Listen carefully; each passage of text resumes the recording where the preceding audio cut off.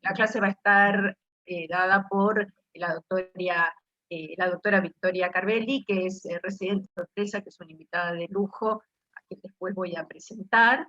Y bueno, voy a tratar de calmar.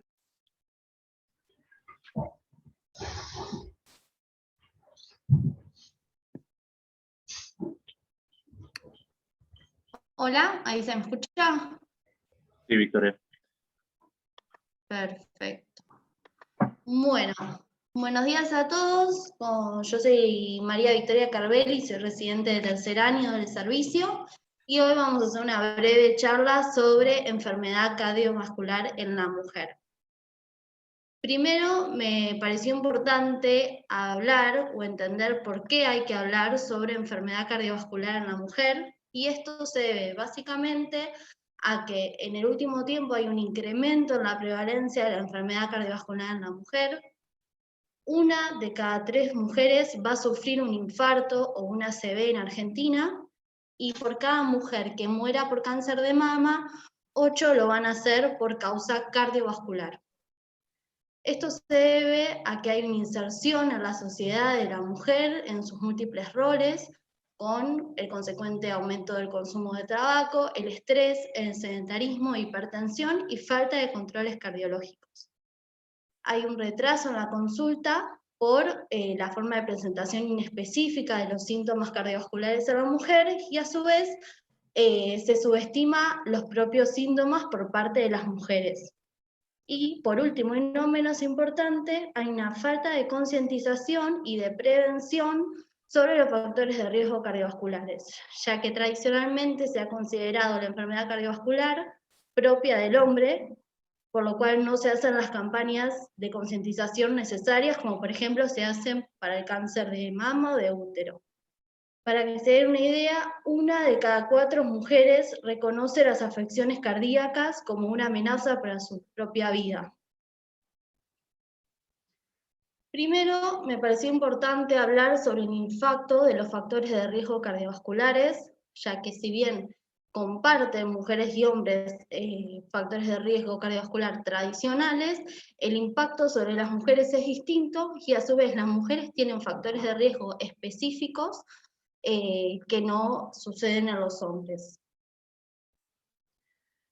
Inicialmente vamos a hablar de la diabetes, que hay una prevalencia mayor en mujeres que en hombres, y es importante recalcar que triplica el riesgo de enfermedad cardiovascular mortal en comparación con mujeres no diabéticas, anticipa la edad de presentación del infarto en las mujeres en comparación con hombres diabéticos, tiene una menor tasa de revascularización en mujeres diabéticas que en hombres por falta de diagnóstico, una mayor incidencia de insuficiencia cardíaca en mujeres diabéticas con respecto a hombres no diabéticos, y tienen un mayor riesgo de ACV en mujeres diabéticas que en hombres diabéticos.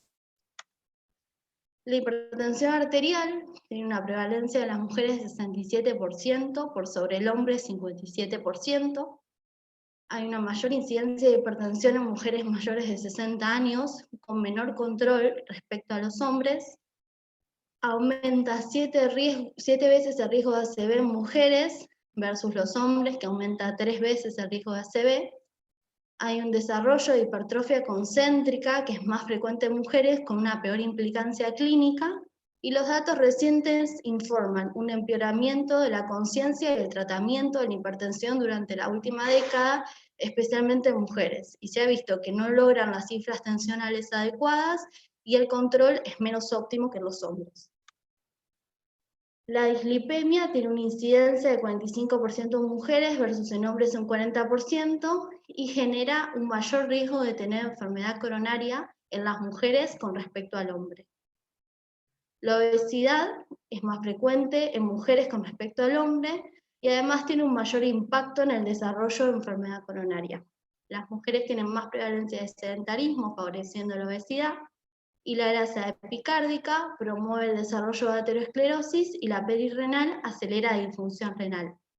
Los mediadores inflamatorios secretados por el tejido adiposo generan disfunción endotelial, mala perfusión del miocardio y músculo esquelético.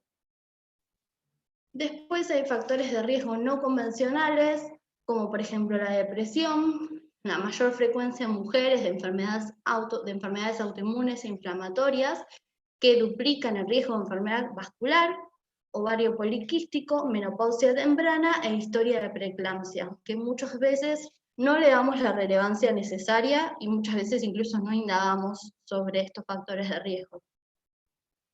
Por lo cual, a través de la acción médica en la prevención cardiovascular en la mujer, se nos insta a médicos, cardiólogos, clínicos, ginecólogos, médicos de familia, que son los médicos que más evalúan a las mujeres, a evaluar el riesgo cardiovascular en la mujer, que se puede hacer mediante, por ejemplo, el score de la OMS, y investigar e indagar sobre factores de riesgo no convencionales, e instar a un mayor control de la presión, colesterol y diabetes, e incentivar siempre el cese tabáquico, el descenso de peso, la actividad física y la dieta saludable.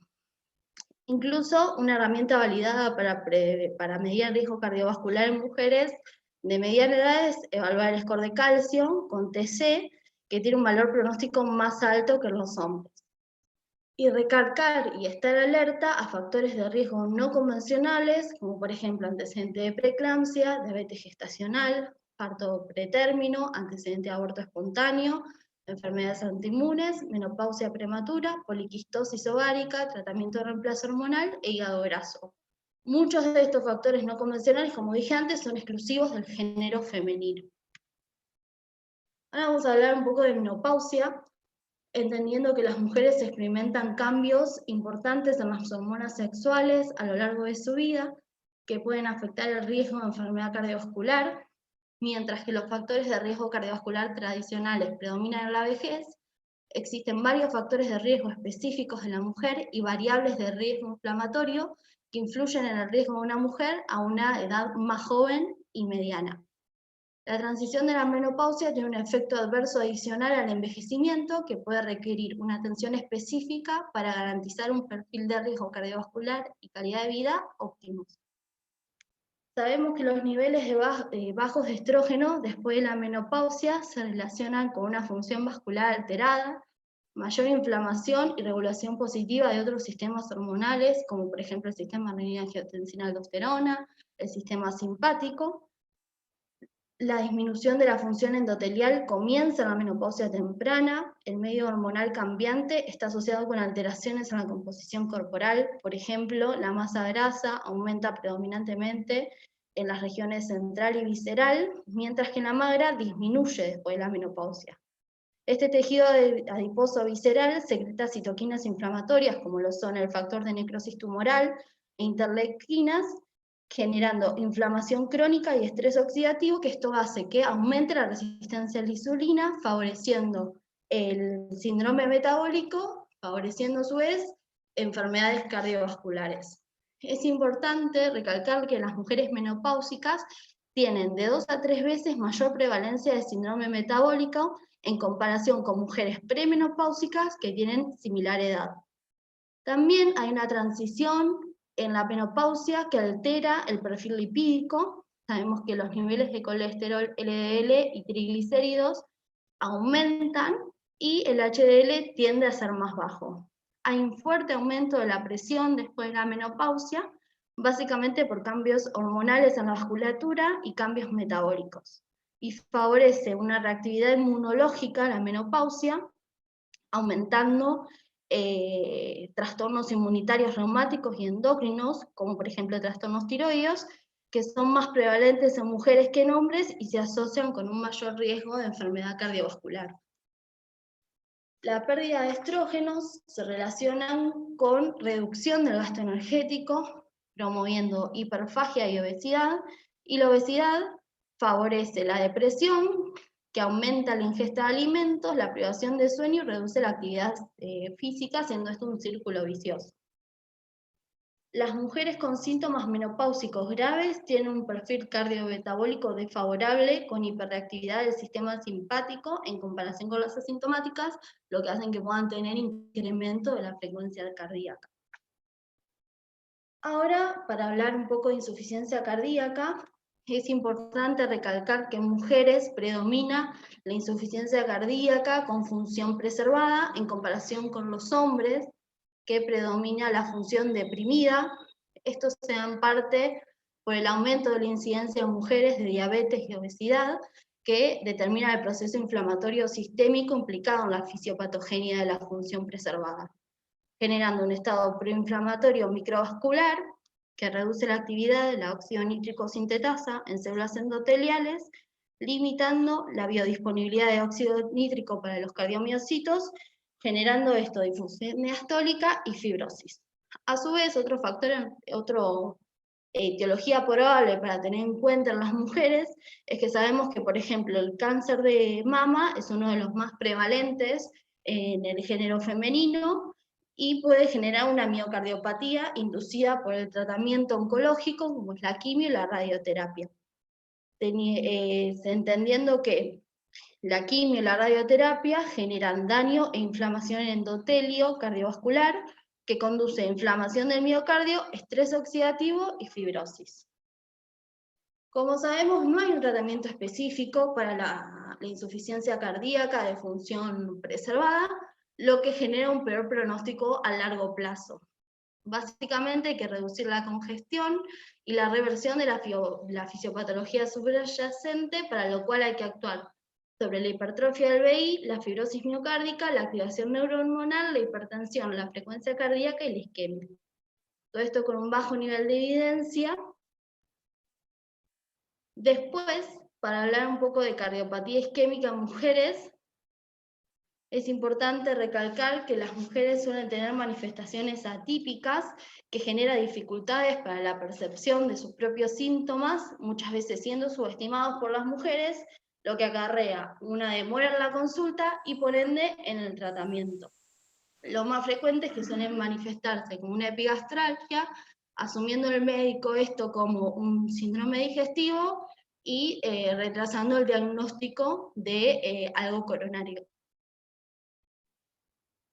Las diferencias en el síndrome coronario agudo en mujeres con respecto a hombres que nos hacen que tengamos que prestar atención son que la edad media del síndrome coronario agudo en mujeres es aproximadamente 60 años, suelen ser subdiagnosticadas, tienen menor tasa de reperfusión, la complicación más frecuente durante la internación es el shock cardiogénico, tienen mayor mortalidad intrahospitalaria.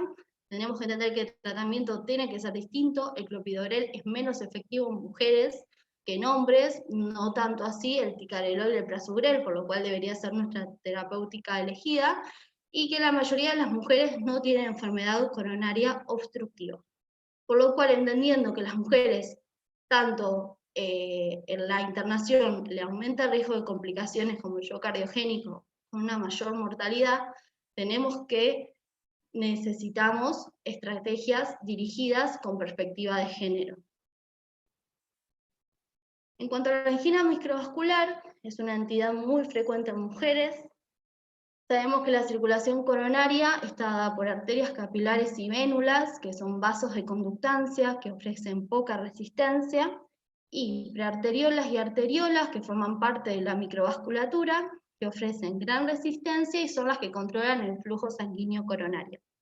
En la circulación coronaria, la resistencia de los componentes vasculares está coordinado por diferentes mecanismos reguladores que hacen que coincida el flujo de sangre con las necesidades de oxígeno.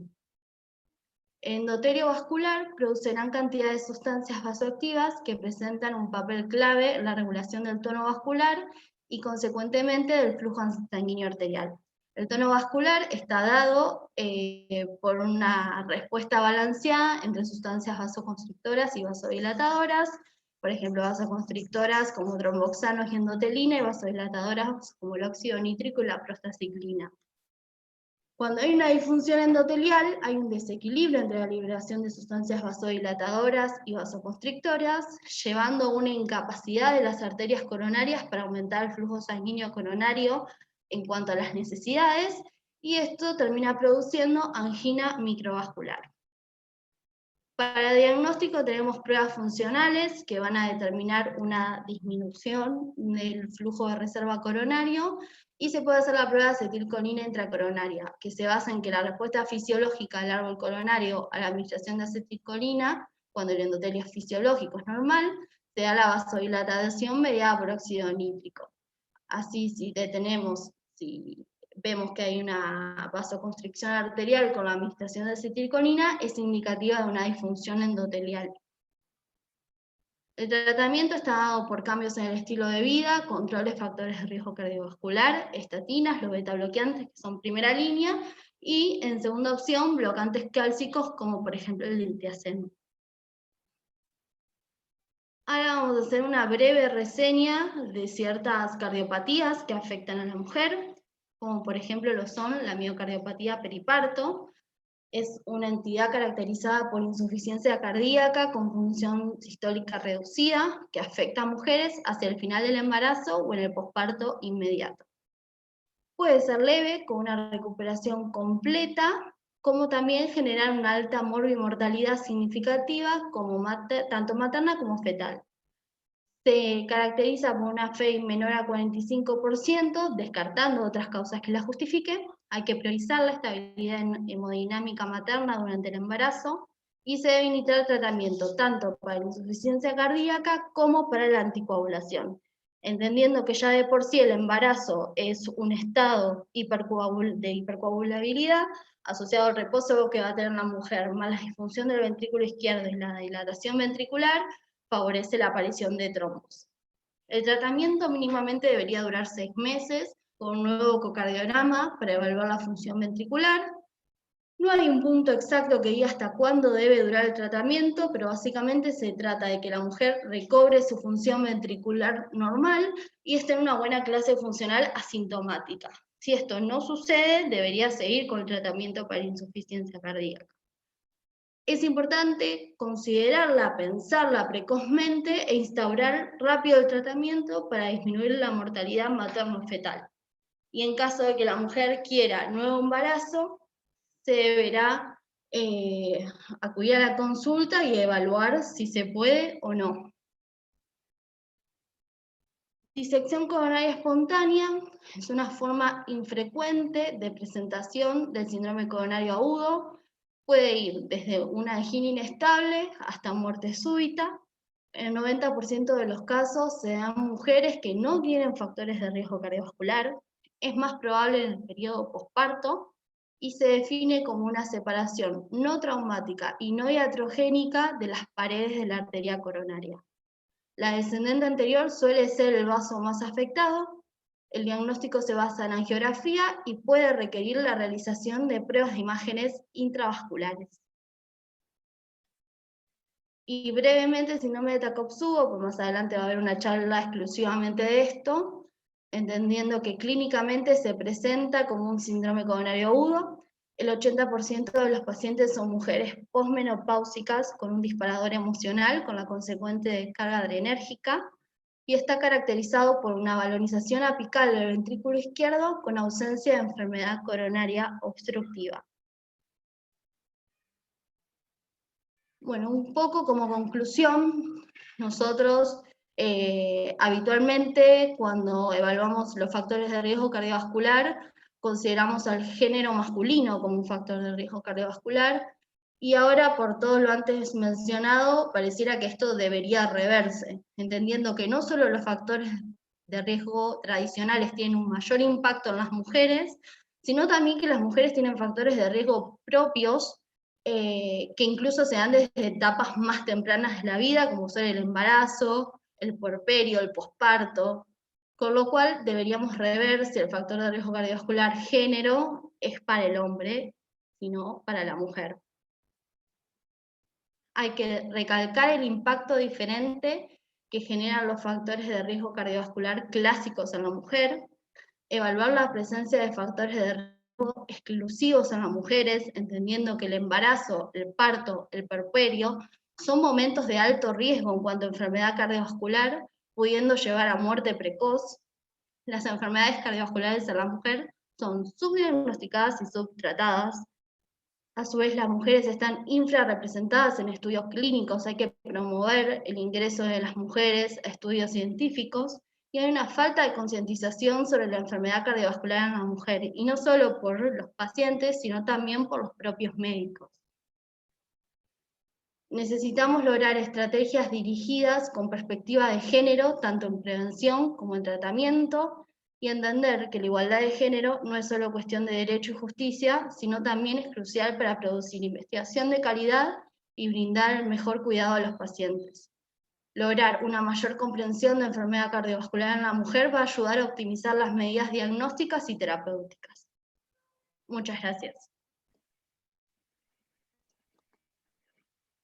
Bueno, Vicky, la verdad que te felicito, diste una charla excelente, excelente, la verdad que fue todo muy claro. Muchas gracias. Realmente fue exacta, breve y diste todos los conceptos fundamentales, así que la verdad que te felicito. Bueno, va a empezar entonces con la discusión y la participación de algunos de los participantes de esta clase. En primer lugar, quiero darle la bienvenida a la doctora Lucía Caselián. Lucía es jefa de unidad de internación del Servicio de Cardiología del Hospital Cosme Argerich de la Ciudad de Buenos Aires. Es miembro fundadora del Consejo de Corazón y Mujer de la Sociedad Argentina de Cardiología y tiene muchísima participación en docencia e investigación dentro de la sociedad. Y lo más importante es que es una gran amiga mía y que aceptó la invitación de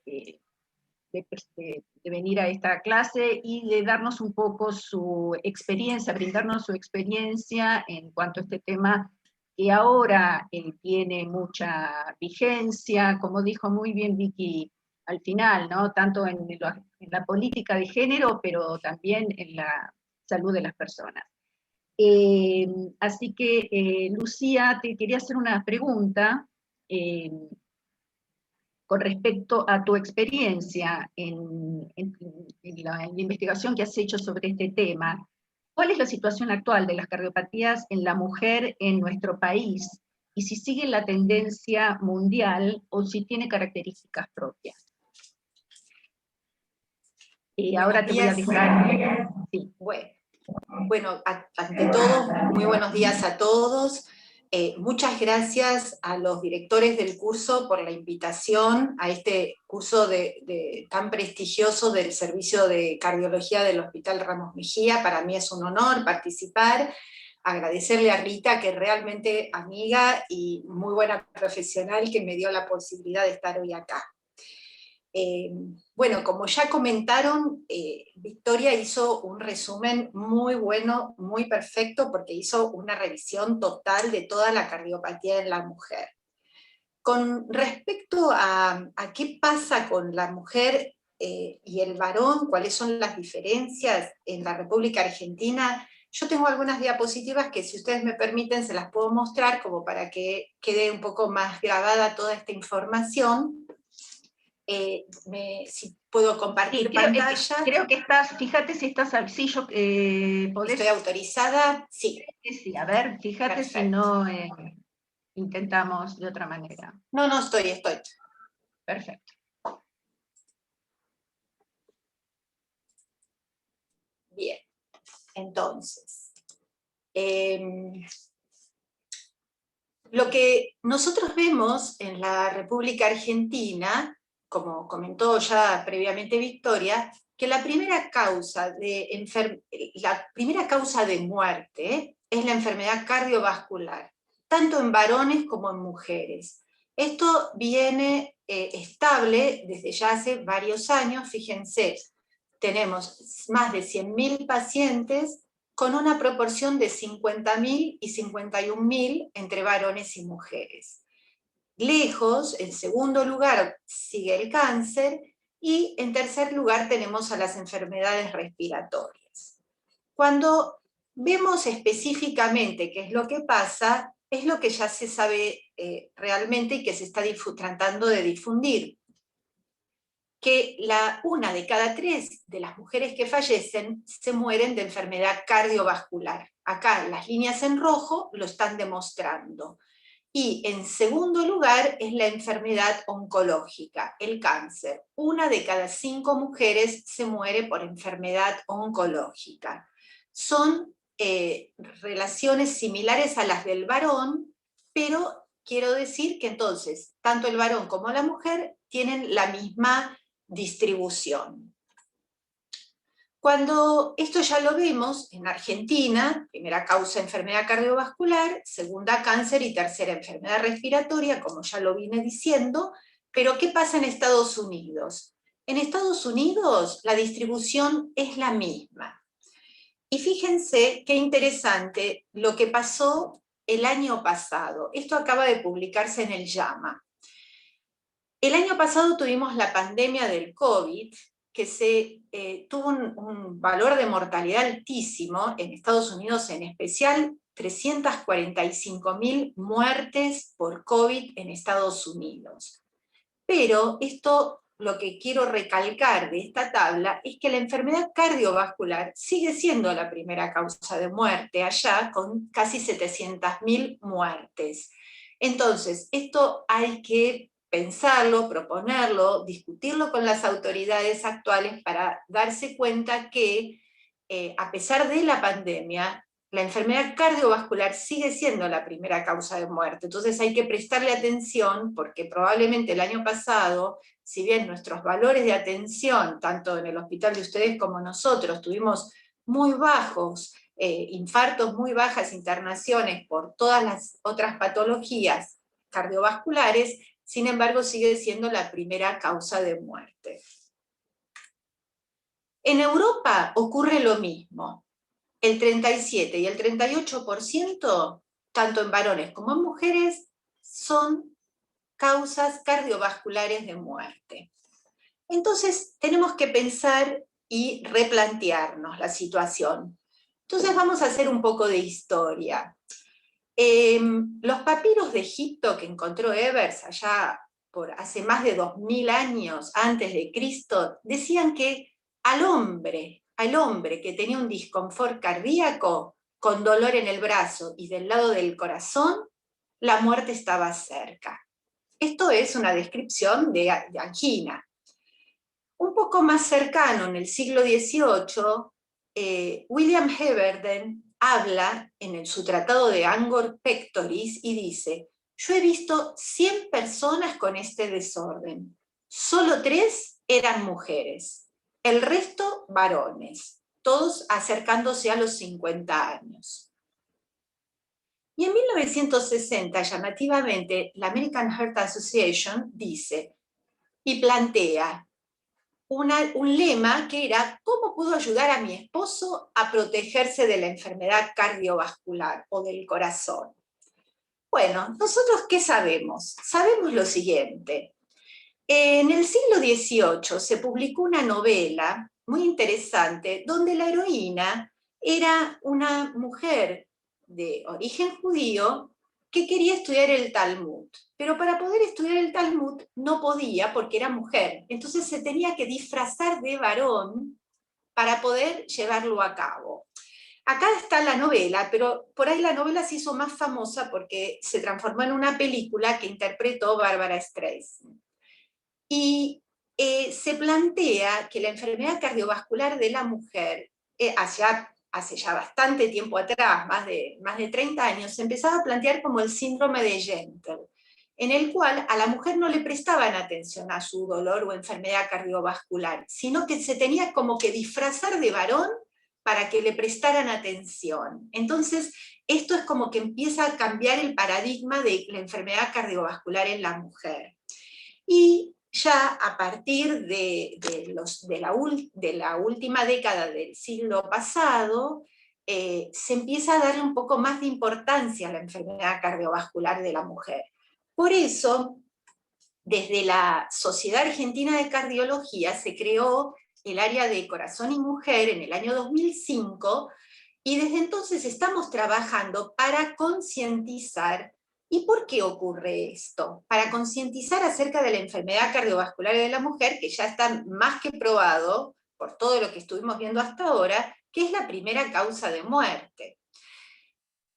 Nosotros sabemos que a medida que fueron pasando los años, la expectativa de vida fue creciendo. Y la edad de la menopausia también fue modificándose. Fíjense qué interesante que, por supuesto, hace muchos años atrás, muchos siglos atrás, no teníamos la edad de menopausia, pero en la época romana la expectativa de vida era 23 años. Ahí probablemente enfermedades crónicas como la enfermedad cardiovascular no se desarrollaban. Cuando se descubrió América, la expectativa de vida eran 30 años. A principios del siglo XX teníamos ya que estábamos cerca de los 50 y ya se sabe que la edad de la menopausia eran 45 años. Y fíjense lo que pasó 100 años después. La expectativa de vida hoy es de 80 para la mujer, y la mujer tiene más expectativa de vida que el varón. Y la edad de la menopausia también se prolongó. Y esto tiene que ver con lo que hablaba antes Victoria, de cómo la menopausia afecta a la enfermedad cardiovascular en la mujer. Entonces, si analizamos lo que pasa en la República Argentina a lo largo de los años entre varones y mujeres, acá vemos, la mujer está representada en rojo y el varón en azul. Fíjense cómo a medida que van pasando las décadas de los años de las personas, la enfermedad cardiovascular va aumentando, pero claramente aumenta mucho más entre los varones que entre las mujeres, entre los 45 y los 75 años. Pero a partir de los 75 años, cuando ya la mujer tiene más de 10 años de historia de menopausia encima, la mujer supera en mortalidad al varón en todas las patologías que forman parte de lo que es enfermedad cardiovascular. Llámese infarto, insuficiencia cardíaca, enfermedad coronaria crónica o ACV. Entonces, esto es lo interesante, cómo todo está concatenado. La expectativa de vida prolongada, tanto en varones como en mujeres, pero más en mujeres, genera que aparezcan más enfermedades crónicas como es la enfermedad cardiovascular, y esto lleva a que sea la primera causa de muerte. Hace un tiempo atrás, desde el área de mujer de la Sociedad de Cardiología, hicimos una encuesta telefónica a 600 mujeres y obtuvimos las siguientes respuestas. Cuando se les preguntaba cuál es el primer problema que tiene de salud la mujer, fíjense que el 32% contestó cáncer de mama. Y la enfermedad cardiovascular solo un 8%. Y cuando se le preguntaba cuál era la primera causa de muerte en la mujer, el 35% decía cáncer. Y en segundo lugar, enfermedad cardiovascular. Cuando nosotros hicimos la traducción de esto, vimos que comparamos la percepción, que está en rojo oscuro, contra la realidad, que está en rosa. Y la percepción de cuál era la causa de muerte en la mujer, en el 53% de los casos era el cáncer. Y realmente el cáncer se llevaba el 19% de la muerte. Y cuando vamos a lo que era enfermedad cardiovascular, solamente el 20% decía que creía que se moría de estos problemas, sin embargo la realidad mostraba que era un 32%. Esto lo publicamos en la Revista Argentina de Cardiología porque esto está en concordancia con lo que pasaba en todo el mundo. Este es un trabajo muy interesante donde se hace un trabajo en forma correlativo, o sea que a través de los años, a través de 10 años, y a través de las campañas de concientización, se les preguntaba a las mujeres qué pasaba con la causa de muerte. Y fíjense cómo en el año 97 el cáncer superaba, que es la barra negra, superaba a la enfermedad cardiovascular. Esto es todo percepción, ¿no?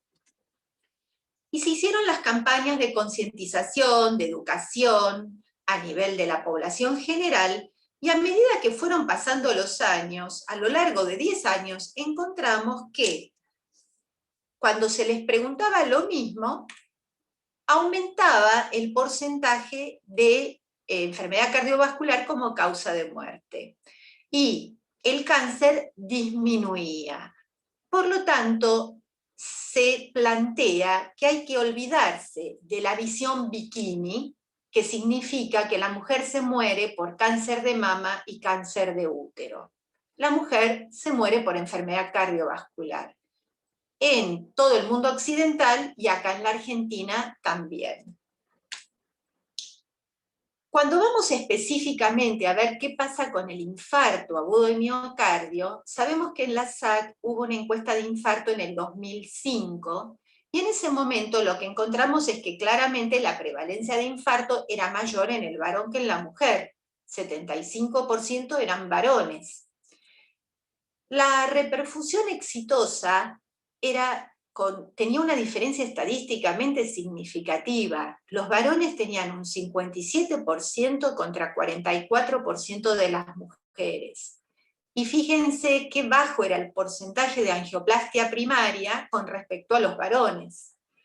Cuando se analizan cosas puntuales, lo que se encontró como estadísticamente significativo era que la mujer era más añosa, que era más hipertensa y que tardaba más tiempo en llegar a la consulta. Por esto de que, como el dolor es más inespecífico, la mujer siempre tarda más en consultar porque siempre tiene cosas que hacer. Yo siempre comento que hace muchos años atrás, en mi época de residente, estaba en la consulta de una paciente que estaba cursando un infarto agudo de miocardio. Le digo, bueno, se tiene que internar. No me puedo internar porque tengo que cuidar a mi marido que tiene una ACV. Y entonces siempre la mujer pospone su consulta porque siempre tiene algo que hacer con respecto a la familia. ¿Y qué pasa con el Argeniam? El Argeniam todos saben que es la actualización de esta encuesta de infarto que se publicó en el 2016, o sea, con más de 10 años de diferencia con respecto a la anterior. Bueno, lo que vemos es lo siguiente: la edad de la mujer sigue siendo mayor a la del varón, sin embargo, fíjense cómo bajó un poco la edad, tanto del varón como de la mujer. Cuando hacemos el cuadro comparativo, encontramos que la mujer tiene más hipertensión y el varón es más tabaquista. Después, con respecto a las otras, con respecto al tiempo también, fíjense cómo la mujer tarda más tiempo en la consulta que el varón. En cuanto a los hallazgos del cateterismo, es similar la distribución de las arterias, del compromiso de las distintas arterias, pero acá ya, si bien hay diferencias, no son tan marcadas como pasó en la encuesta anterior, pero el índice de reperfusión en la mujer es del 80% y en el varón es del 84%. Se utilizó menos trombolíticos, 15% contra 19%, y la mujer levemente menos angioplastia primaria, 63% contra 65%. Y como comentamos previamente, sabemos que no había diferencias de mortalidad, pero sí era levemente más alta.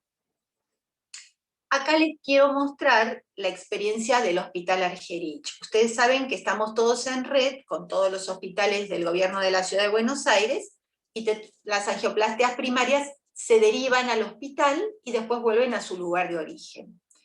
Esta es la experiencia de 15 años de seguimiento de angioplastia primaria desde el 2004 hasta el 2018. Hubo cerca de 2.000 angioplastias primarias. Fíjense que la mujer tiene más edad que el varón, con una P significativa. La hipertensión es parecida en este grupo, llamativamente. Hay más tabaquismo en el varón, como veíamos en la encuesta de Argeniam. Hay más tiempo tanto entre el síntoma y la consulta, como entre la consulta y la llamada. Esto es un hallazgo interesante, el tema de puerta-balón, que es similar en la mujer y en el varón. El éxito de la angioplastia es similar, pero nosotros encontramos una diferencia de mortalidad estadísticamente significativa, con una mortalidad del 13% en la mujer contra un 8% en el varón. O sea que tenemos una situación que todavía podemos mejorarla. Y acá, siguiendo con la línea de ver qué pasa en la República Argentina, este es un cuadro comparativo de la Encuesta Nacional de Factores de Riesgo que se viene llevando a cabo desde hace ya muchos años. Y fíjense que a medida que fueron pasando los años de 2005, 2009, 2013 y 2018, que fue la última encuesta de factores de riesgo, encontramos que el tabaquismo fue disminuyendo. Este es un dato bastante interesante, de 29% a un 22%. La hipertensión arterial se mantiene con cerca de un 35%, la diabetes aumentó muchísimo, sobre todo en la última encuesta de factores, 12%, el colesterol se mantiene, la dislipemia se mantiene, y lo que es muy llamativo acá es cómo aumentó la obesidad, y si juntamos obesidad con sobrepeso, el 60% de la población está fuera de un índice de masa corporal normal. O sea que esto es muy llamativo y es lo que va de la mano con el aumento de la diabetes. Cuando hacemos la discriminación por sexo de la última encuesta del 2013, porque el 2018 todavía no estaba discriminado, sabemos que el varón es más tabaquista, la mujer es más hipertensa, el varón tiene más obesidad y más sobrepeso. No hay diferencias en diabetes, no hay diferencias en dislipemia, y sí hay un aumento del sedentarismo en el varón, que va también de la mano con lo que dijimos antes de la obesidad. Por lo tanto, sabemos que en la República Argentina la enfermedad cardiovascular es la primera causa de muerte, tanto en varones como en mujeres, pero en especial en mujeres, y esta supera el cáncer. Las mujeres de 75 años y más presentan mayor mortalidad cardiovascular, tanto por insuficiencia cardíaca, por ACD, como por enfermedad coronaria, cuando se las compara con los varones. Y dentro de los factores de riesgo cardiovasculares, sabemos que el tabaquismo y la diabetes son más riesgosos, que eso lo explicó muy bien Victoria, para la mujer. El tabaquismo predomina en el varón y la diabetes predomina o está ahí levemente, con un leve predominio en la mujer. Por lo tanto, esto es importante y nosotros intentamos educar y concientizar no solamente a la población, sino que a los médicos tratantes para que le presten atención a los dolores que tienen las mujeres, que son bastante inespecíficos, no son los dolores típicos y característicos que tiene el varón, y parte de esa concientización a veces la logramos, por ejemplo, como la iluminación de rojo el Día de la Mujer del Puente de la Mujer de Puerto Madero. Así que les agradezco la invitación nuevamente y bueno, lo que necesiten o cualquier duda que tengan, la podemos charlar y conversar. Muchas gracias. Bueno, muchísimas gracias, Lucía. La verdad que, bueno, brillante como siempre y un excelente complemento de la clase que dio Vicky, ¿no? Se tocaron dos aspectos. La verdad que estoy muy, muy contenta con tu presentación. Bueno, ahora yo tenía programado algo, pero bueno, con la forma en que se fue dando la clase lo vamos a hacer un poco más dinámico. Voy a cambiar un poco lo que tenía pensado, y me gustaría que Daniel Bender, nuestro jefe de unidad de internación, que tiene añares de experiencia en la sala, nos cuente un poco cuál es su opinión de la cardiopatía en la mujer, y si, Daniel, si tenés alguna pregunta específica para Lucía, o bueno, lo que quieras decirnos, que siempre va a ser muy enriquecedor para todos. Bueno, gracias, gracias Rita por hacerme participar. Sí, sí. Primero vamos a felicitarla a Victoria, que hizo un excelente compendio de todo esto, realmente bárbaro, muy clarito. Bueno, y a Lucía, muchas gracias por entregarnos a nosotros su experiencia de tantos años. Y esto, bueno, es así, realmente lo estamos viendo hace muchos años, ¿no? Que cuando a la mujer le pega la enfermedad coronaria, le va peor que al hombre. ¿Mm? Vemos más hipertensión, la diabetes las enferma más, y también vemos menores éxitos en la revascularización, ¿no? Tanto endovascular como en la quirúrgica. Así que mucho más no tendría que, o sea, es lo que realmente estamos viendo y cada vez más jóvenes las mujeres.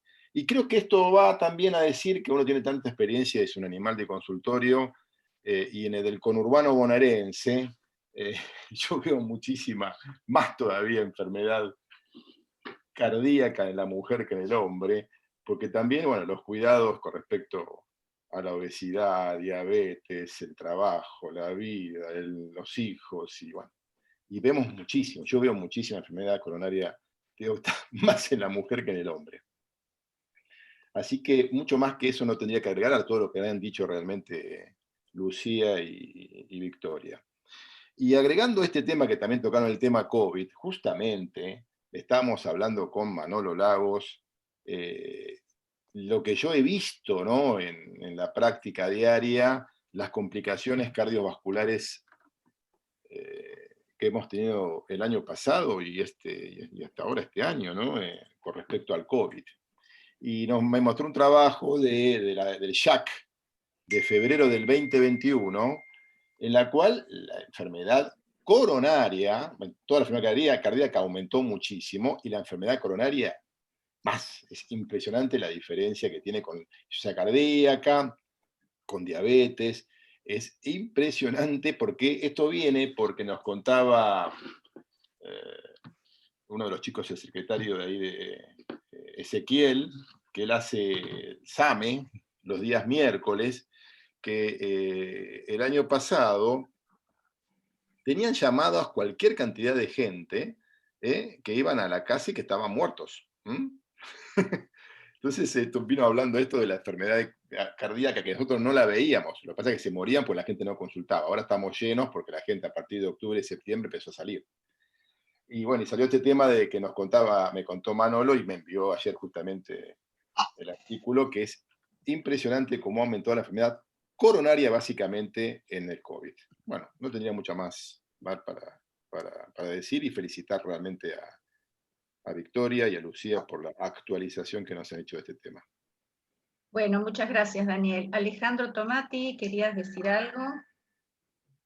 No, dos o tres cositas nada más. Una es agregar el tema de los factores psicológicos, el tema de la depresión. Quiero recordar, no sé si recuerdan esa parte del estudio de isquemia que se llamó pseudoisquemia, que eran los pacientes que se fueron excluidos del estudio porque no tenían enfermedad obstructiva. Había un gran número de mujeres y había un alto porcentaje de depresión. Digo porque hay que considerar mucho el componente de la depresión como el desencadenante del evento isquémico, especialmente en las mujeres. Esto ya sabe del Interheart, que la depresión es el componente de los factores psicológicos que es más potencia la posibilidad de infarto, mucho más que el estrés y que los eventos, y que esto es muy importante reconocerlo incluso en la evolución, ¿no? Sabemos que la depresión es desencadenante de eventos isquémicos agudos, pero también afecta el pronóstico y la evolución, la adherencia al tratamiento. Sabemos que a las mujeres no solo les va peor, sino que también tienen una mayor tasa de recurrencia y de reinternación con respecto a los hombres, después de un síndrome isquémico agudo. Esto por un lado. El otro elemento que quisiera comentar es el aumento del riesgo de sangrado. Las pacientes mujeres sangran más. Y entonces esto también hay que tener mucho cuidado, el tema del peso, el tema de la función renal, en el contexto de los tratamientos antiplaquetarios y anticoagulantes que solemos indicar en los pacientes, en las pacientes que ingresan con síndromes isquémicos agudos. Bueno, esto era básicamente el comentario que quería hacer al respecto dentro del análisis de los factores de riesgo. Además, creo que, insisto, que es un elemento importante que solemos dejar de costado, ¿no? Una cosa que siempre decimos a los residentes es: al paciente se le pregunta si está estresado. Y el paciente a veces, sí, ¿quién no está estresado? O sea, ¿cómo definimos el estrés? Pero apuntar puntualmente al interrogatorio de estos componentes específicos, digamos, aprender a identificar los síntomas depresivos que las mujeres muchas veces están encubiertos, como tristeza, como preocupación, como angustia, y que claramente se asocian a un aumento en el riesgo, tanto como desencadenante del evento como en la evolución y en la adherencia a los tratamientos, que suele ser fundamental en estos casos. Nada más. Bueno, muchas gracias, Alejandro. Gabriel Benchuga, ¿querés hacer alguna pregunta o comentario? Sí, bueno, ante todo felicitar a Victoria por su excelente presentación y agradecer todos los aportes de la doctora Caselian. No, quería yo comentar simplemente, bueno, que se describen que con el TAVI hay mayor complicación con las mujeres.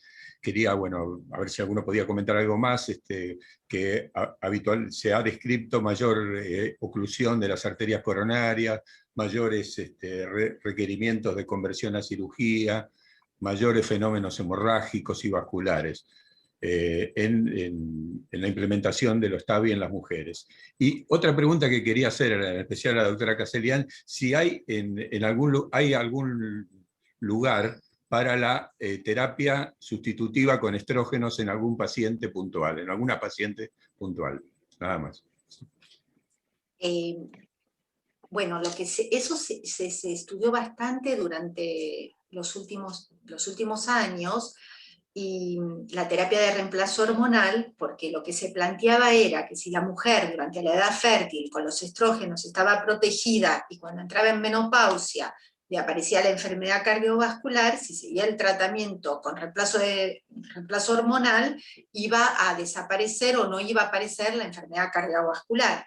Pero lo que se vio era que todos los estudios marcaron que había mayor riesgo de cáncer y no había reducción de la mortalidad cardiovascular. Por lo tanto, la terapia quedó desestimada. Si hay situaciones puntuales, no realmente lo que se aconseja hoy es el tratamiento, pero básicamente para los bochornos, los sofocos, y lo que sí se sabe es que las mujeres que en los primeros años de menopausia tienen mucha reacción vasomotora con los sofocos, tienen mayor probabilidad de desarrollar enfermedad cardiovascular. O sea que todo está relacionado.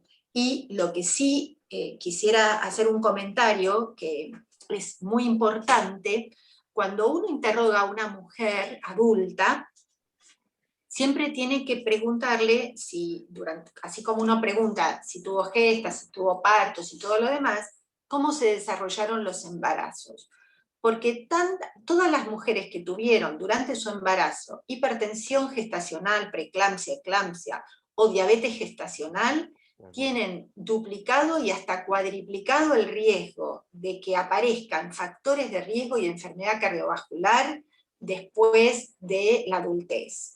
O sea que ese es un dato importantísimo para tener en cuenta y para hacer prevención, porque aquella mujer que, como comentamos, durante el embarazo hizo hipertensión, tiene el doble de probabilidad de hacer hipertensión y enfermedad cardiovascular después. Entonces, cuando uno interroga a las mujeres, no nos debemos olvidar de este dato, porque durante el embarazo todo el sistema vascular está como más vulnerable y como que antecede por varias décadas lo que le va a pasar a la mujer en su momento, en la adultez. Entonces, este es un dato que es muy fácil de recabar para prestar atención y hacer más prevenciones en este tipo de mujeres.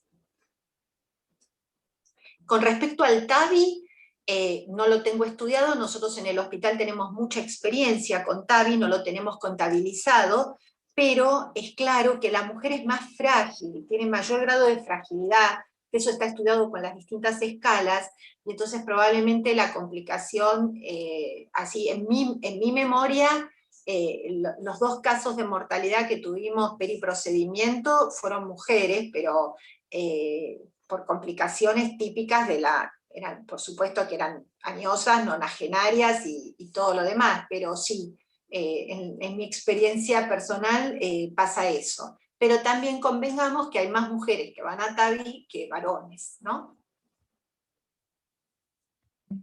Bueno, muchas gracias, Lucía. Hugo Mosto, querías hacer una pregunta y ya de paso que levantaste la mano para preguntar, también yo te voy a preguntar después a vos. Así que te escucho. ¿Qué tal? Bueno, buenos días. Muy buenas las exposiciones de ambas y las preguntas. Yo tenía pensado hacer la pregunta esa del síndrome posmenopáusico y después ya quedó parcialmente resuelto. Pero me gustaría preguntarle a Justo, porque hacía muchos años Girotti veía que las mujeres que tenían menopausia precoz con telómero más corto eran las que hacían cardiopatía isquémica del más joven. Quería saber si eso sigue con esa tendencia que había. Y la otra pregunta que tengo en este momento es ¿qué rol juegan los síndromes antifosfolipídicos que son tan comunes en las embarazadas con varias cosas, pero fundamentalmente ¿cómo se llama? Miocardiopatía periparto, ¿no? Porque son cosas que están bastante relacionadas, creo. Yo puedo responder que sí, que la menopausia precoz es factor de riesgo, al igual que el ovario poliquístico, de desarrollar más enfermedad cardiovascular.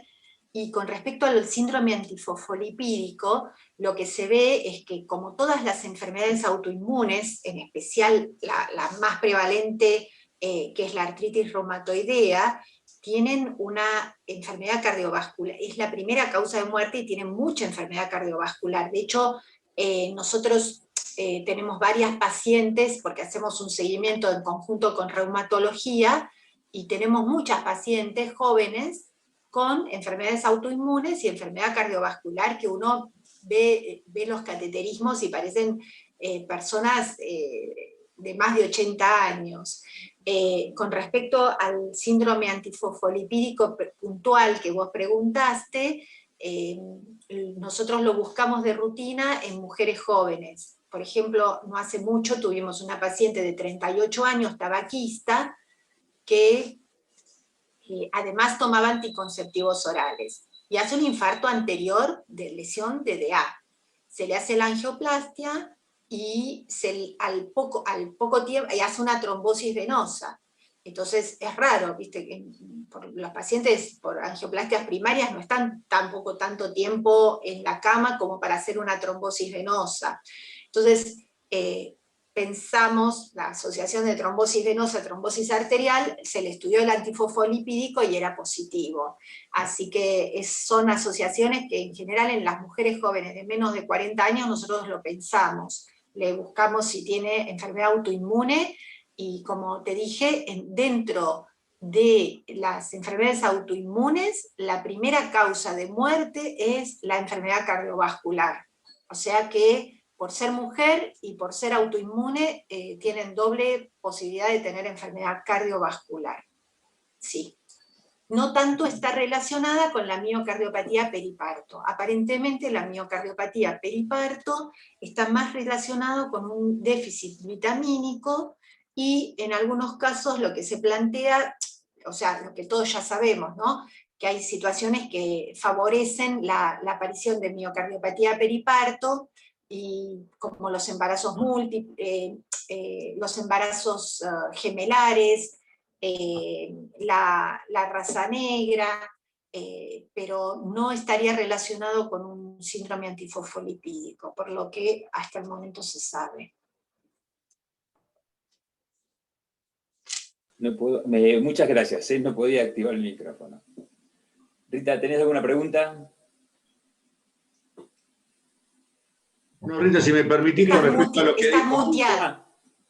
Justo lo que decía yo del telómero, si tenés alguna idea. Digamos, lo que se sabe es que en ambos sexos el acortamiento del telómero genera un acortamiento de la expectativa de vida y de aumento de enfermedades cardiovasculares, pero está en pleno investigación el tema de la enfermedad de la mujer y cardiovascular, porque se está orientando no solamente a la genómica, o sea, al tema de la investigación de la influencia cromosómica, sino también a la transcriptómica, de cómo la mujer puede llegar a tener algunos mecanismos diferentes en cuanto a la expresión por las histonas, pero es todo un debate abierto, así que se está en plena investigación, no hay nada claro. Lo del acortamiento del telómero se lanzó que podía acelerarse el tema de la mujer, podría explicar parcialmente lo del aceleramiento que muy bien mostró Lucía después de los 75 años, pero es una hipótesis, porque hay muchos más factores en riesgo, así que está todo en investigación. Bueno, gracias, Justo. Hugo, sí. Hugo, te quería preguntar con respecto al ecocardiograma, ¿en qué nos puede ayudar, sobre todo para los jóvenes que están conectados, en qué nos puede ayudar el ecocardiograma para el diagnóstico de un síndrome coronario agudo en una mujer en la que se sospeche que puede llegar a tener coronarias normales? Esa sería una pregunta. Y la otra pregunta es si el ecoestrés tiene alguna particularidad en la angina microvascular que es tan frecuente en la mujer. Bueno, mira, estando acá en el grupo también Miguel Amor, me gustaría que el ecoestrés lo responda él, pero con respecto al síndrome coronario agudo, uno ve que, digamos, es mucho más común en la mujer que en el hombre el Takotsubo, pero ya habíamos dicho que es motivo de otra charla, ¿no?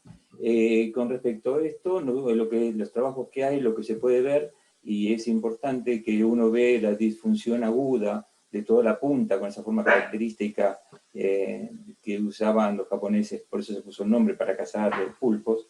Pero lo que uno puede ver, y ahí no hay trabajos publicados con respecto al ecocardio, pero sí hay trabajos que muestran que está disminuida la reserva y la función, la velocidad de flujo diastólico, de desaceleración del flujo diastólico en la coronaria. Y nosotros por ecocardio podemos ver, cuando vemos un paciente que tiene toda la cara anterior que se queda y vemos que hay flujo disminuido, pero flujo en la descendente anterior, tenemos que sospechar que el problema es microvascular y no con una oclusión aguda de la arteria descendente anterior. Estoy hablando fundamentalmente del Takotsubo. Con respecto a al ecoestrés, lo que vemos, pero me gustaría que esto lo hable más Miguel Amor, no sé si está en línea en este momento, que es mucho más común las alteraciones relacionadas con vasoespasmo. Miguel, ¿estás vos en línea como para comentar algo? Sí, Miguel está conectado, así que Miguel, ¿Quieres conectar? Prende el micrófono. Entonces. Hola. No. Sí, ahí está conectado.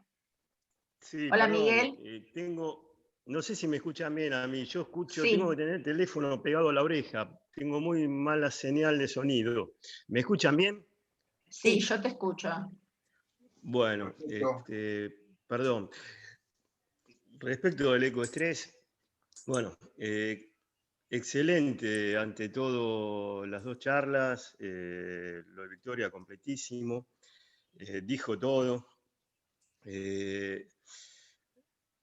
Lo que vemos nosotros en el ecoestrés, en el síndrome coronario agudo de la mujer en presencia, por ejemplo, de un Takotsubo, o cuando lo que predomina es la disfunción endotelial con coronarias normales, miramos siempre el flujo de la DA, tratamos de ver los 3 territorios coronarios, y la verdad que hay pero muy poco, casi nada escrito de reserva coronaria en Takotsubo.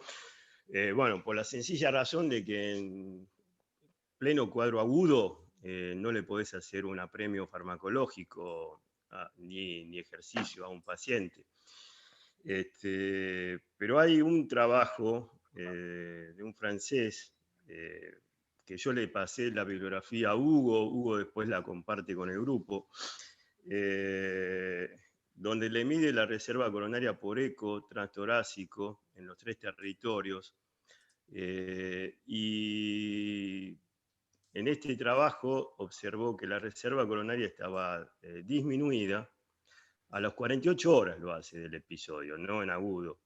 A las 48 horas le hace dipiridamol, 0,53 miligramos kilo, y ve que está disminuido en los 3 territorios, fundamentalmente en el territorio de la descendente anterior.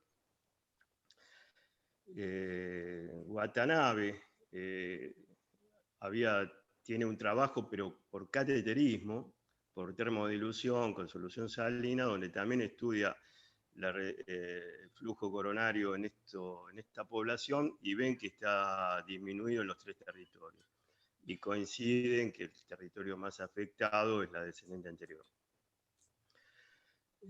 Por otro lado, en la mujer vemos mucha disfunción diastólica, más que en el hombre distintos trabajos. Hay uno de Peteiro, muy interesante.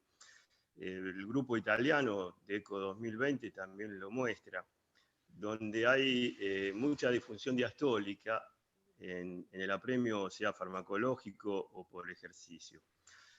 Y ven que la disfunción diastólica tiene un pronóstico peor incluso que la isquemia. O sea, pacientes que tienen isquemia con función diastólica normal andaban mejor que aquellos que presentaban disfunción diastólica, aún en presencia de coronarias normales. Y como MACE o eventos, toman internación por insuficiencia cardíaca, muerte, sea por arritmia o por deterioro de la función cardíaca. Así que, bueno, el ecoestrés cada vez está tomando más aporte en la clínica. Y bueno, muchas gracias por la charla, excelente. Bueno, muchas gracias, Miguel. Magalí Gobo, ¿estás por ahí? Porque me gustaría... Bueno, gracias, Magalí. Mira, me gustaría preguntarte si existen diferencias en las imágenes de perfusión miocárdica en el hombre y en la mujer, que es una pregunta que, bueno, nosotros más o menos ya nosotros la sabemos, pero quiero que les quede bien a los residentes. Y por otro lado, también preguntarte cuál es el papel de la cámara gamma para el diagnóstico de angina microvascular, que un poco Vicky ya lo dijo, pero por ahí vos con tu experiencia podés ampliar un poquito más. Bueno, sí, antes que nada les pido disculpas que no prendo la cámara, pero estoy con la conexión inestable, así que para preservar el audio. Les comento, la principal diferencia que tenemos entre hombres y mujeres, y que ya es clásica, es la presencia, por ejemplo, de atenuación mamaria. Antes era un problema, la verdad que hoy en día, con los nuevos protocolos de adquisición que tenemos y las nuevas herramientas de procesamiento, ya prácticamente dejó de ser un problema. También en cuanto a la interpretación de las imágenes, los cardiólogos nucleares no solamente vemos el defecto que se puede generar por la mama, sino también al considerar todo lo que es la motilidad parietal y el engrosamiento, hoy en día con los software es muy fácil descartarlo y tener esos errores por ahí que antes eran más frecuentes. Otras cosas que cambiaron respecto a eso es, por ejemplo, los protocolos hoy en día en los equipos nuevos se adquieren en diferentes posiciones los pacientes. En el hospital todavía no podemos, pero bueno, es una gran herramienta cuando, por ejemplo, habitualmente tomamos las imágenes de cúbito supino y hay nuevos equipos que permiten hacerlo en posición sentada. Hay trabajos publicados ya que con el cambio de posición, sobre todo en las mujeres, la atenuación, el informe de la atenuación mamaria disminuyó entre un 65 y un 75%, con lo cual es una herramienta bastante útil y fácil de hacer, que lo único que consta es en cambiar de posición a las pacientes. Por otro lado, un tema que me parece importante destacar es la presencia de los estudios discordantes.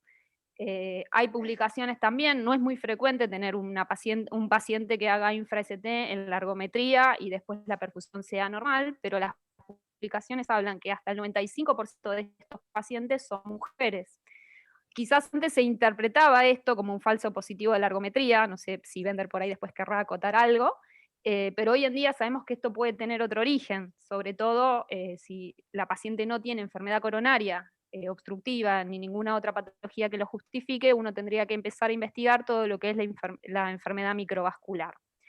Y por otro lado, bueno, existen ya publicaciones de la última década donde nos hablan de que las pacientes que tienen dolor atípico o dolor anginoso y se les hace un cateterismo electivo, hasta un 65% de las que no tienen enfermedad coronaria son mujeres. Entonces, sin duda, yo creo que hoy en día la patología cardiovascular en la mujer es mucho más compleja que en el hombre, porque en el hombre si tenemos un infra-ST o un trastorno de la perfusión, es muy probable que encontremos enfermedad coronaria. En cambio, en las mujeres tenemos otro paradigma donde está creciendo y es muy frecuente la patología microvascular.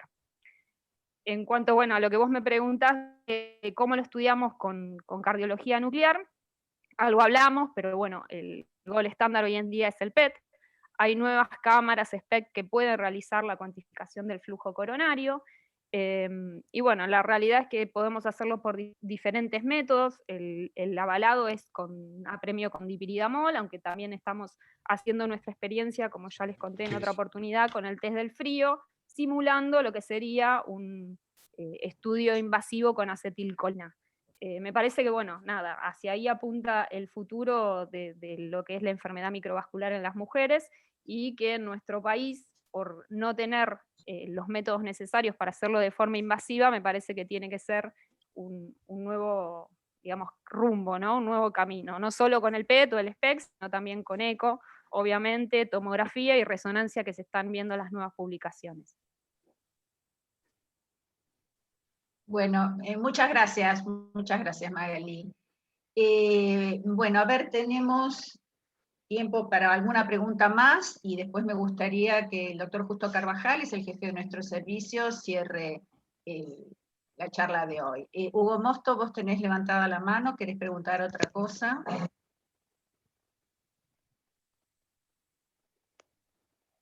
No puedo prender la cámara. No, que nosotros vemos igual que Magalí en eco en algunas pacientes, sobre todo mayores o posmenopáusicas, ecos que tienen una ergometría patológica, un infranivel de CT 4 o 5 milímetros y con ventrículo izquierdo que se contraen perfectamente con casi obliteración de la cavidad, ¿no? Debe ser lo mismo un problema microvascular y no tiene una explicación, ¿no? Porque tienen muy buena contractilidad con un ST muy patológico. En mujeres lo hemos visto, ¿no? Fundamentalmente. Gracias, Hugo. Gabriel. Sí, no, yo quería comentar con respecto a una posibilidad etiológica coronaria diferente a la aterosclerosis coronaria y a las vasculitis, que se ha descrito, pero yo realmente no he visto, que es la displasia fibromuscular, que tiene un componente genético y que se puede ver en otros territorios vasculares y que se describe en la enfermedad coronaria. No sé si alguno puede hacer algún aporte con respecto a la displasia fibromuscular de las arterias coronarias, ¿no? Como causante de síndrome coronario.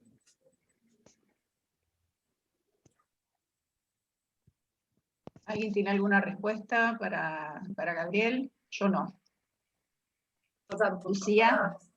No, en realidad la prevalencia es ínfima. No, lo que sí, hablando, ahora que hiciste vos este comentario, Gabriel, recordar que la disección coronaria en las mujeres es también más frecuente que en los varones, y eso ocurre generalmente en mujeres jóvenes en edad fértil, o sea que eso es una situación muy compleja, con una resolución muy rápida, porque si no, la verdad que la paciente tiene mucho riesgo de vida. Pero no, de fibrodisplasia no tengo más para agregar. Miguel, ¿que querés hacer algún comentario de esto? ¿Alguna respuesta a esta pregunta u otro comentario? Sí, quería completar lo que dijo muy bien Magalí y Huguito sobre lo que vemos en estos casos donde hay un ST que nos obliga a detener la prueba muchas veces con 2, 3 milímetros de ST descendente y con una motilidad totalmente normal. Y esto ya lo explicaba Picano en su libro de ecoestrés, 1995, en la cascada isquémica, de estos pacientes, que no es la típica que conocemos, donde hay un problema de perfusión, sigue la disfunción diastólica y lo último que vemos es la motilidad. Acá lo último que vemos es el electro habitualmente, y acá lo primero que vemos es el electro y no vemos nada en la motilidad. Esto nos debe hacer pensar en enfermedad microvascular, y sobre todo cuando viene acompañado de alteración de la función diastólica, con una E' más de 15 al esfuerzo o intrapremio, y también tomamos otro índice que es por elastancia, donde medimos, tomamos la presión arterial sistólica y la dividimos por el volumen de fin de sístole obtenido del Simpson, y cuando es inadecuado, también tiene un valor pronóstico, lo mismo que la disfunción diastólica. Así que, sí, la mujer nos hace trabajar el doble y el triple que en el hombre en cardiopatía isquémica. Eso quería agregar. Más compleja. Gracias, Miguel. Bueno, tenemos 2 preguntitas más y ya vamos a ir cerrando. Estela Feigelson, mi querida compañera, ¿qué querías preguntar? ¿También? Perfecto. Sí, más que nada, bueno, un pequeño aporte desde la cardio-oncología, desde el consultorio que tenemos con Rita desde hace 2 años. Lucía, bueno, agradecerle por supuesto su valiosa presentación, lo mismo que Victoria. Lucía destacó el crecimiento de la obesidad. En las estadísticas que presentó, vemos con Rita que la obesidad y el sobrepeso son también en nuestro caso el factor de riesgo más prevalente en las pacientes y los pacientes oncológicos que vemos en el consultorio. Y bueno, recalcamos lo mismo, ¿no? La obesidad como factor de riesgo común para ambas enfermedades, ¿no? Para la enfermedad cardiovascular y para la patología oncológica. Y por otro lado, destacar también lo que mencionó Victoria, no olvidarse de los cardiotóxicos. Cuando uno interroga al paciente con disfunción ventricular, no olvidarse de indagar, de preguntar ese antecedente. Hay cada vez más drogas oncológicas con efectos cardiotóxicos. No olvidarse tampoco el tema de la radioterapia, en particular en el cáncer de mama, la combinación nefasta de antraciclinas con el efecto cardiodepresor más a corto plazo, y a lo que se suma en el cáncer de mama izquierda, el efecto perjudicial de la radioterapia más a largo plazo como factor causal de enfermedad coronaria. Nada más ese pequeño aporte. Bueno, gracias Estela, sí, muy cierto. Y acá tenemos una pregunta que nos llega desde New Jersey, United States of America, que hace mi gran amiga Andrea Crespo, y que pregunta, dice, ¿la enfermedad coronaria en pacientes con COVID o en época de COVID por estrés? Andrea, ¿vos a qué te querés apuntar? Si esto es más prevalente en la mujer o es general una pregunta con respecto a la enfermedad coronaria y COVID. ¿Me escuchás? Sí, perfecto, hola querida. Hola, ¿cómo andamos? Muy yo bien. no soy cardióloga, pero bueno, todo suma. No, lo que estaban hablando recién con el tema de los pacientes con COVID. Hablaban de las patologías coronarias en pacientes que padecen COVID o en época de COVID por estrés económico, social, ¿sí? Eso era una de las preguntas. Cuando hablaron de la patología por estrés en la mujer, ¿esta patología se puede repetir? La del nombre japonés, que la conozco mucho. Takotsubo. El que lo hace, ¿sí? La mujer que presenta un cuadro de así, a otro evento con estrés, ¿lo puede volver a hacer? Mira, vamos a tener una charla específica de Takotsubo, así que eso seguramente ya lo vamos en ese aspecto lo vamos a abordar en esa charla, porque es un tema muy largo y si no se nos va a hacer un poquito extender demasiado. Así que eso te lo vamos a contestar el día de Takotsubo. Sí, Lucía. No, quería comentarle a Andrea que nosotros acá en la República Argentina hicimos un registro de complicaciones cardiovasculares del COVID desde la Sociedad Argentina de Cardiología junto con la Federación Argentina de Cardiología. Tuvimos representación, por supuesto la mayoría fue del AMBA, pero hubo representación de todo el país.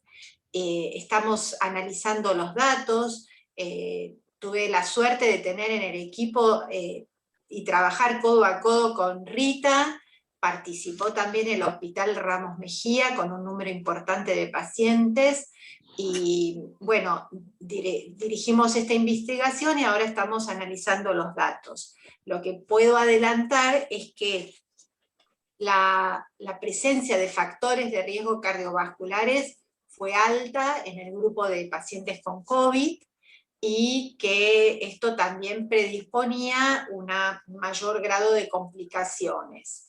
Ahora, las complicaciones cardiovasculares en sí no lo tenemos todavía analizado, la diferencia entre varones y mujeres, pero sí hay un número importante de complicaciones, pero desde mi experiencia que tuvimos nosotros en el Hospital Argerich, fue anillo rojo, o sea que durante 6 meses solamente tuvimos internación COVID en el hospital, y las complicaciones cardiovasculares no fueron lo esperado o lo que nosotros leíamos en la literatura, fueron menores.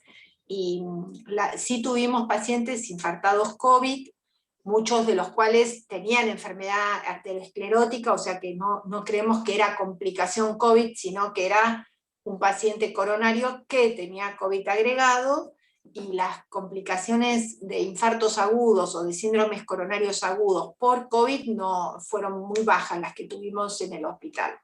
Así que igualmente ya a la brevedad vamos a hacer una presentación oficial con los datos del RACOVID para comentar cuál fue la situación de la República Argentina con respecto a las complicaciones cardiovasculares en el COVID. Así que cuando lo tengamos ya seguramente te va a llegar la información como para que participes de la reunión. Muchas gracias. Bueno, muchas gracias Andrea por estar, gracias Lucía. Y bueno, ya estamos llegando al final, así que me gustaría justo que vos cierres, hagas primero por supuesto tus aportes y que cierres el día. Bueno, muchas gracias Rita. Primero agradecer a los que pusieron a Victoria y a nuestra querida amiga Lucía, siempre por la generosidad, Lucía, de estar disponible. Sabés que sos muy valorada y sobre todo muy querida por nosotros, así que... Es recíproco, por eso hoy estoy acá sentada con ustedes compartiendo esta reunión. Una sola cosita, esto tira por la borda el mito de la rivalidad entre el Hospital Ramos Mejía y el Hospital Argerich, tantos años sostenida, y bueno, por suerte era un mito nada más. Estamos en otra época, Totalmente, época de colaboración. Por eso al comienzo, la verdad, para mí fue un honor muy grande que el Hospital Ramos Mejía me invite a través del curso que están haciendo tanto Rita como Justo a participar. Muy, muy, muy agradecida por la invitación. Y es todo un símbolo, y hoy es la primera charla, la primera presentación de este curso, así que lo que me queda, por supuesto, creo que es unánime, ha sido tan claro que no han quedado dudas, ha sido brillante el tema, ha sido redondeado, así que en ese aspecto felicitaciones. Y sí quiero remarcar que es el primer encuentro de una serie, y en ese aspecto quiero agradecer a aquellos que han sido el factotum, los que han impulsado este curso, Rita, Alejandro y Gabriel Benchuga, que han sido el trípode sobre el que se ha constituido todo este curso. Y el esfuerzo, y Grover también, que se está por casar, así que lo felicitamos y le deseamos suerte. Gracias, Rita. Entre los 4 han sido el factotum de la Constitución, le doy la bienvenida, por supuesto, a nuestros miembros del servicio, a todos los que han formado parte de nuestra división y que siguen en contacto. Saben que y mi gran vocación como jefe de la división, todos seguimos siendo parte del Ramos, así que gracias por estar. Y también la bienvenida a aquellos que no forman parte del servicio, pero que desde hoy son amigos de nuestra división, que queremos que sigan participando y sigan difundiendo este curso. Así que gracias y nos vemos el sábado que viene. Bueno, gracias a todos y que tengan un buen fin de semana. Nos vemos en la semana presencial y el sábado online. Gracias Lucía, gracias Vicky, gracias a todos, todas, todes y como quieran decirla. Hoy es de género, así que a todes. Chao. Chao. Chao, chao, gracias. Gracias.